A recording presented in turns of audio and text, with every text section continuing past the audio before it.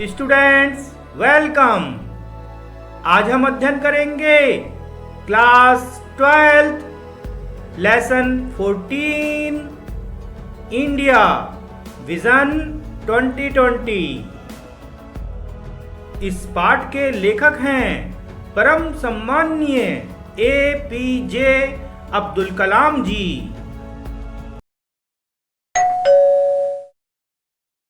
इस वीडियो में हम अध्ययन करेंगे लेखक का जीवन परिचय, पाठ का हिंदी सारांश, meanings of difficult words, questions and answers. लेखक का पूरा नाम है अबुल पाकिर जैनुलाब्दीन अब्दुल कलाम। आपका जन्म 15 अक्टूबर 1931 को हुआ था। आपका जन्म स्थान है रामेश्वरम, तमिलनाडु। आपके पिता एक नाव के मालिक थे तथा स्थानीय मस्जिद में इमाम थे। 5 भाई बहनों में आप सबसे छोटे थे। आपके परिवार में आपसे 3 बड़े भाई और एक बड़ी बहन थीं। आपके पूर्वज संपन्न व्यापारी एवं अच्छी खासी जमीन के मालिक थे। आपके पूर्वज मुख्य भूमि से पंबन आइलैंड तक किराना सामान ले जाते थे एवं व्यापार करते थे। इसके लिए आपके पूर्वज लकड़ी से बनी हुई नाव का प्रयोग करते थे। आपके पूर्वज इन्हीं लकड़ी की नाव में यात्रियों को पंबन आइलैंड ले जाते थे और वापस मुख्य भूमि तक लाते थे। इसी कारण से आपके परिवार को मारा कलाम यक्कीवर कहा जाता था। मारा कलाम यक्कीवर एक तमिल भाषा का शब्द है जिसका अंग्रेजी में अनुवाद होता है स्विच ड्यूरेशन ड्राइवर, अर्थात थोड़े समय के लिए लकड़ी की नाव चलाने वाला। इसी कारण से आपका परिवार मारक्कियर कहलाया और आपके परिवार के नाम में तथा आपके नाम में कलाम शब्द जुड़ा। सन 1914 में पंबन ब्रिज का निर्माण हुआ। इस ब्रिज के बनने से नाव चलाने के आपके पारिवारिक कार्य में आर्थिक मंदी का सामना करना पड़ा। आपकी प्रारंभिक शिक्षा सेवर्ड्स हायर सेकेंडरी स्कूल रामनाथपुरम में हुई। इसके बाद आपने उच्च शिक्षा के लिए सेंट जोसेफ्स कॉलेज तिरुचिरापल्ली में प्रवेश लिया। सन 1954 में सेंट जोसेफ कॉलेज से आपने फिजिक्स में ग्रेजुएट की डिग्री हासिल की। सन 1955 में आपने मद्रास इंस्टीट्यूट ऑफ टेक्नोलॉजी में प्रवेश लिया। यहां आपने एरोस्पेस इंजीनियरिंग का अध्ययन किया। आप एक फाइटर पायलट बनना चाहते थे तथा इसके लिए आपने एग्जाम भी दिया था, किंतु किसी कारण से आप फाइटर पायलट नहीं बन पाए। सन 1960 में कलाम साहब ने defence research and development organisation DRDO को ज्वाइन किया।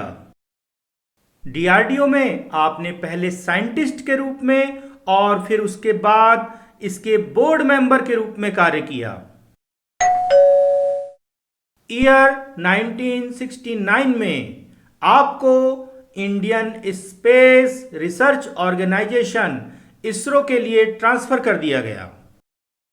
इसरो में आपने प्रोजेक्ट डायरेक्टर के रूप में SLV-3 के लिए कार्य किया तथा सन 1980 में रोहिणी सैटेलाइट लॉन्च किया। जुलाई 1992 से लेकर दिसंबर 1999 तक आपने DRDO में चीफ साइंटिस्ट एडवाइजर के रूप में कार्य किया। पोखरण 2 न्यूक्लियर टेस्ट आपके कार्यकाल में ही संपन्न किए गए। पोखरण 2 के बाद आपको बहुत अधिक मीडिया कवरेज मिला और इसके बाद आप न्यूक्लियर साइंटिस्ट के रूप में प्रसिद्ध हो गए। सन 1998 में आपने कार्डियोलॉजिस्ट सोमाराजू के साथ मिलकर एक कम कीमत वाला कोरोनरी स्टेंट डेवलप किया तथा इस स्टेंट को कलाम राजू स्टेंट नाम दिया गया। सन 2002 आपकी लाइफ का टर्निंग पॉइंट था।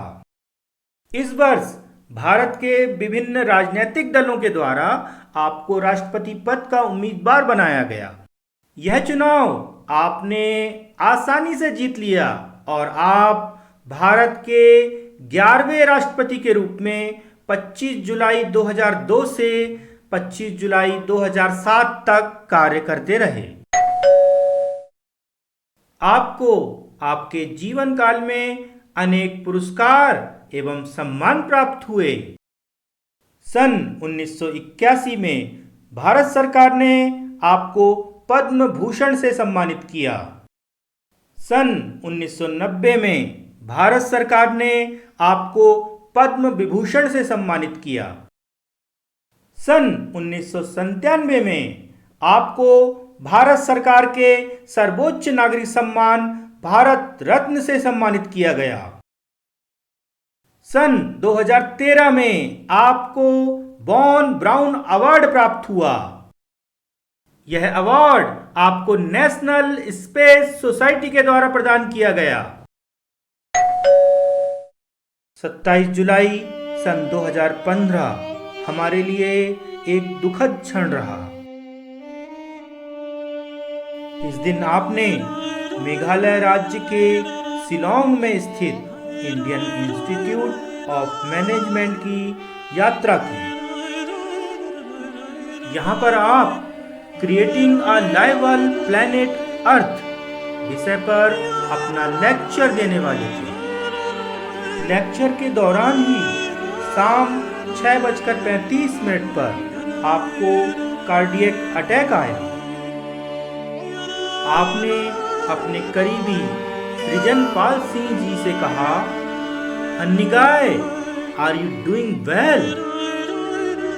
और इसके साथ ही इस धरती से ये अनमोल चिराग बुझ गया। 30 जुलाई 2015 को पूर्ण राजकीय सम्मान के साथ रामेश्वरम तमिलनाडु में आपका अंतिम संस्कार किया गया।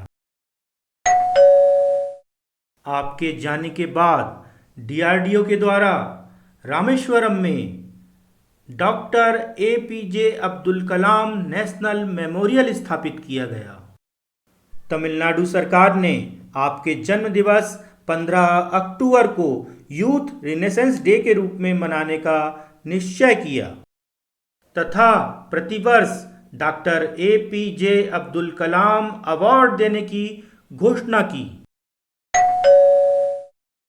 India 2020 a vision for the new millennium पुस्तक डॉक्टर एपीजे अब्दुल कलाम और यज्ञस्वामी सुंदरराजन ने लिखी। यह पुस्तक पहली बार 1998 में प्रकाशित की गई। लगभग 300 पेज की इस पुस्तक में कुल 13 चैप्टर हैं। यह पुस्तक मूलतः अंग्रेजी भाषा में लिखी गई है। इंडिया विजन 2020 इस वीडियो को हमने 3 भागों में बांटा है। भाग 1 में लेखक एवं पुस्तक का परिचय दिया गया है। भाग 2 में पाठ का हिंदी सारांश तथा मीनिंग्स ऑफ डिफिकल्ट वर्ड्स दिए गए हैं। भाग 3 में क्वेश्चंस एंड आंसर्स दिए गए हैं। इस वीडियो के तीनों पार्ट के लिंक इस वीडियो के डिस्क्रिप्शन बॉक्स में दिए गए हैं।